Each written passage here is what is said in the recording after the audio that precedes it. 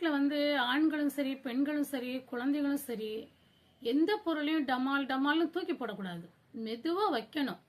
அதாவது பூமாதேவிக்கும் மனசு உண்டு. அதே மாதிரி கதவு பாருங்க, கதவு வந்து திறந்த உடனே ஒரு டோர் ஸ்டாப்பர் போட்டு நிறுத்தி வைக்கணும். எப்போ பாரு டமால் டமால் டமால்னு அடிக்குது, அப்படி அடிக்கக்கூடாது. ஜன்னலும் சரி கதவுகளும் சரி அடிச்சதுன்னா வீட்டுக்கு ஆகாது. மகாலட்சுமிக்கு வலிக்கும் அப்படின்னு நினைங்க. அவங்களையும் ஒரு குழந்தை மாதிரி நினைங்க. குழந்தைக்கு ஒரு எறும்பு கடிக்க விடாம நம்ம பார்த்துக்கிடுறோம். அதே மாதிரிதான் நிலைக்கதவுல வந்து நிலையில கதவு மோதும் போது நல்லது இல்லை வீட்டுக்கு. அதனால இதெல்லாம் பார்த்துக்கோங்க. பொருட்களை குழந்தைங்களுக்கும் சொல்லிக் கொடுங்க. எந்த பொருளையும் தூக்கி வீசக்கூடாது. மெதுவா வைக்க பழகணும். நானே கூட செய்வேங்க, தூக்கி தாங்க போடுவேன். டமா டமான்னு சத்தம் கேட்கும். அப்பதான் எங்க வீட்டுல சொல்லுவாங்க, இப்படிலாம் செய்யாத, பொறுமையா கையாளு அப்படின்னு சொல்லுவாங்க.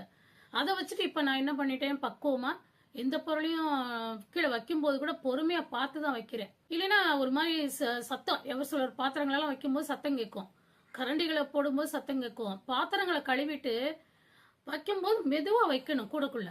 அது வந்து டமால் டமால்னு கழுவி கழுவி தூக்கி போடக்கூடாது.